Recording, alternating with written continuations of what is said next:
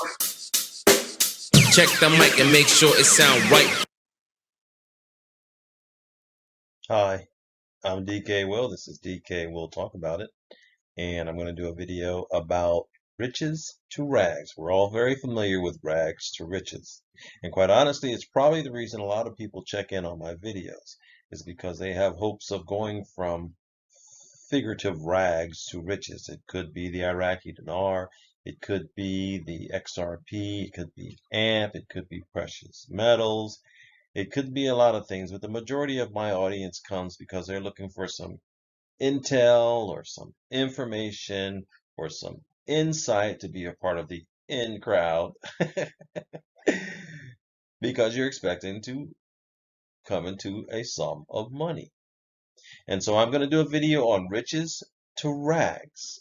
And the purpose of this video is to go through some stories of people who did what many in the audience are hoping to do, but didn't handle it quite well. And so this is to sober everybody up,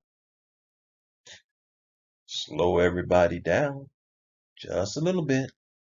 And if you haven't begun planning your future, other than just looking for the win, so to speak, it might be time to do so. So these accounts are designed to, like I said, sober everybody up.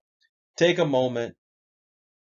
What are you going to do after this goal is achieved? You see, because a goal, once achieved, no longer motivates. However, if you're only chasing the bling bling, this will be a sobering message for everyone. So, let's go ahead and get started. Roger and LARA Griffiths. Excuse me, Roger and LARA Griffiths won the lotto, as you can see there. And they won 1.83 million pounds, which calculated to be approximately 2.76 million US dollars. And Roger, he wasn't even expecting much when he bought the ticket. He was just playing the ticket as a break in the monotony of the daily life that they were living. The West Yorkshire couple in the UK were fairly well off already as two college-educated working-class individuals. They were comfortable with Roger working as an IT technician and extremely successful in that field, while Laura worked as a devoted educator. The two combined earned 80,000 pounds a year. Converting that into US dollars, that's approximately $96.5 thousand a year, nearly $100,000 a year. A fairly decent income for anyone household in the UK or the US. They had two daughters. They were living a happy life. Then they won the lottery. Of course, I shouldn't say of course. I will say customarily, their immediate reaction was to quit their jobs and start planning out their purchases. So what could possibly go wrong? They had $3 million to go through. Excuse me. They began to burn through their winnings without any consultation to any attorneys or any financial advisors. Roger spent the money on sports cars and huge sums of money on vacations with friends and family, where he footed the bill to places like Monaco, Dubai, and New York. It was becoming kind of clear that maybe they overestimated their wealth, overspending constantly thousands on body modifications. Keep that in mind when you see the picture of Laura later, including tattoos and plastic surgery. Laura was constantly going to expensive shopping sprees where she specifically purchased only designer brands. The two were invited to be special guests on a UK house hunting show called Location, Location, Location. They ended up buying a former barn that it was turned lavish, It was $1 million property. And then they spent an additional 43,000 pounds, or roughly $50,000 if we go by the 80,000 that we just talked about, on refurbishing and furnishing their new home. They made a responsible decision to send their daughters to a private school. However,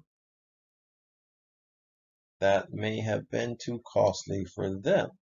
A private school where the royal family, as well as the children of celebrities, attended may give an idea of what it actually costs to send their kids there. I guess in their minds, they were celebrities now. Roger eventually decided to use his money wisely and invested in a successful business. It was a beauty parlor in northern England. It brought in a steady cash flow from month to month. Unfortunately, the business started to fail, but they continued to put money into it in hopes that they could revive its success. They probably would have been successful had they not continued their overspending. It's likely they would still be comfortable today. Roger later started a band and shelled out thousands in that as well at fancy hotels and expensive publicists, and way too much money than he expected to record a single that flopped. See the guitar there in his hand? He's a musician too. Well, the single only sold 600 copies. So things changed as they burned away at their money till finally they were down to just, wait for it, £7. £7. A problem they had never even faced when they were employed. And that began to wreak havoc on their marriage. That was the only thing that wreaked havoc, on their marriage. As it turns out, LARA found out that Roger was going into the wrong hen house from time to time and having an affair. So they decided to separate. Roger didn't let that slow him down, though. He just sped off in that new Porsche he had bought, and he never looked back. Unfortunately, that costly home that they bought, the $1 million home, it was eventually destroyed in a fire. They also had to sell off their expensive belongings to get by until they were down and broke, as already mentioned. They were effectively left with practically nothing. And then after 14 years of marriage, 8 years later in 2013, their marriage was over. They both blamed each other. However, they both suffered the consequences. Fortunately, they managed to find happiness later on in life. Roger married his new partner, and Laurie eventually found another man in her life. And since then, they've disappeared from the media. My question is, was £1.8 million worth your family? That is just example number 1. Number 2, Billy Bob Harrell Jr. Billy Bob Harrell Jr. won $31 million in the LOTTO in Texas in 1997. Prior to that, Harrell, a former Pentecostal preacher who worked as a bag boy and stocked shelves at the Home Depot. That windfall must have seemed heaven sent to Harrell.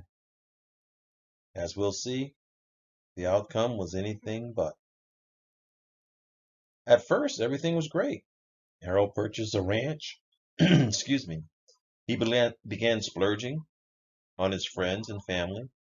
He bought a half dozen homes for himself and other family members. He, his wife, and all the kids, they all got new automobiles. And he made large contributions to his church. Harrell's generous nature got the best of him, though. He ended up loaning out a lot of money to his so-called friends and family who came out of the woodwork after hearing of his newfound riches. $31 million spreads pretty fast on the news, and I'm sure a lot of people remembered their relation to him, whether he remembered it or not. So it was no surprise he never received any of the loaned money back.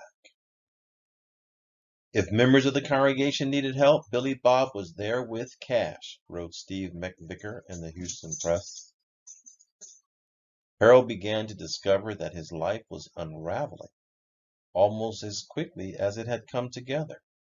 Everyone, it seemed, family, friends, fellow worshipers, and even strangers, were putting the touch on Billy Bob Harrell Jr. His spending and his lending spiraled out of control.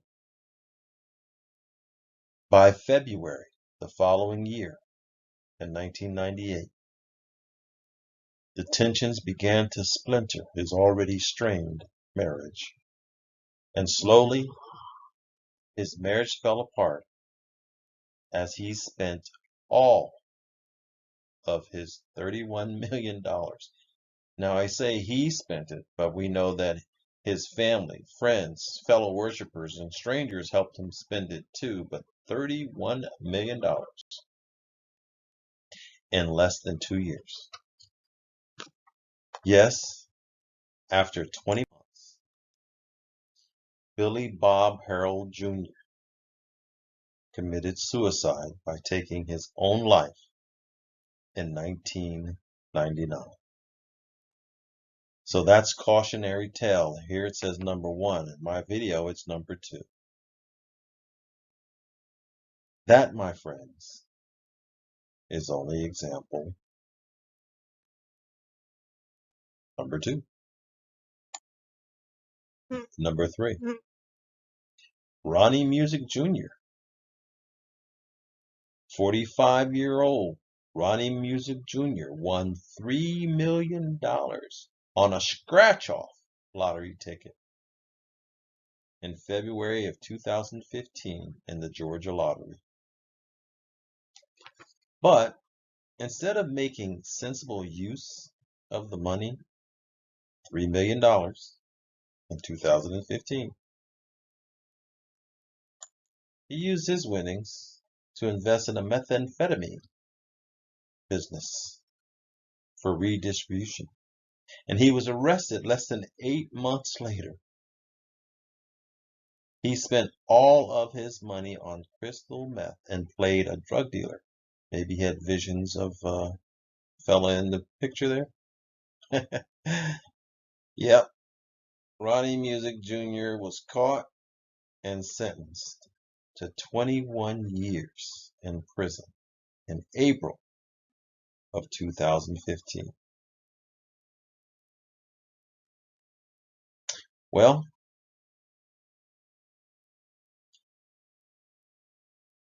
who's next? Juanita Lee.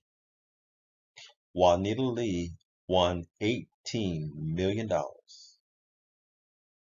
Juanita was an immigrant from South Korea working at a wig shop when she hit the Illinois lottery in 1993. After moving her family into a $1 million gated community in St. Louis, she spent much of her $620,000 a year on philanthropic efforts. Yes, Juanita chose to spend her brand new wealth on someone other than herself. She was also generous to a fault. She donated money to charitable and political organizations, including $1 million to Washington University for a new library. Yes, she was donating left and right and rubbing elbows with top-level politicians like Bill Clinton. Her political contributions found her dining with Bill Clinton and Al Gore, and her educational donations put her name on a reading room in the Washington University School of Law. However, Juanita's money came with a bad habit, and that bad habit was gambling. She reportedly lost $300,000 per year in gambling. Eventually, she sold the rights to her annual $620,000 a year payments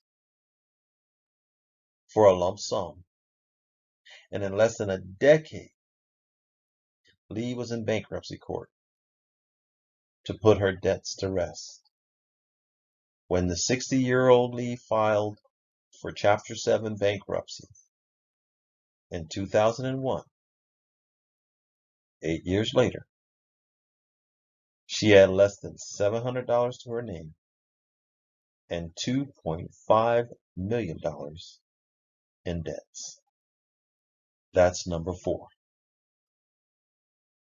Our last one is probably the only one more tragic than Billy Bob Harrell took his life.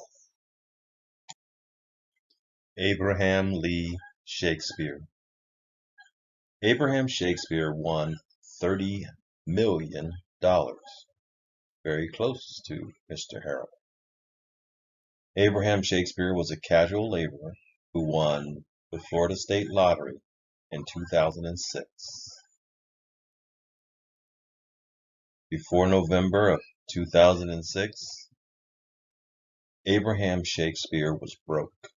He made $8 an hour, and he had a long criminal history. He could barely read and write, per Tampa Bay Times. He did mostly day labor in his home state of Florida. Well, everything changed when 41-year-old Shakespeare asked his co-worker to buy him a lottery ticket when they stopped at a convenience store on a delivery run. Shakespeare handed him the money, and the co-worker walked in and bought the ticket for him. That's when Shakespeare's life changed, arguably for the worse. Abraham decided to take the whole $17 million instead of take annuity payments and live a comfortable life. His friends and family hounded him for funds. His winnings became public knowledge. Soon, all the local townspeople were asking for a piece of his money. And Shakespeare, perhaps out of kindness or maybe because he didn't even know better, gave it up. Besides buying himself a $1 million home, his other major purchases included a Nissan Altima and a Rolex. The rest of the money was given away. It had all been nearly squandered when then a woman named Dee Moore offered her help in protecting his fortune. She offered to write up his life story and also agreed to manage the little money he had left.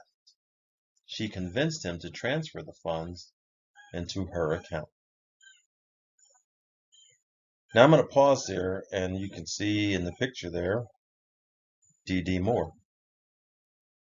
I see crazy eyes, especially in the brunette picture. I see crazy eyes. And gentlemen, single gentlemen, when you get your windfall, don't let a short skirt make you lose your footing. Are they crazy eyes? I will continue. Shortly after meeting Dee Moore, Mr. Shakespeare vanished. His family reported him missing, and she was questioned. Dee Moore was questioned. She claimed that not only was he alive, but he had also asked her to help him disappear because he was tired of people asking him for money. In a cruel twist, she came up with a ruse to keep her Mr. Shakespeare's family believing he was alive.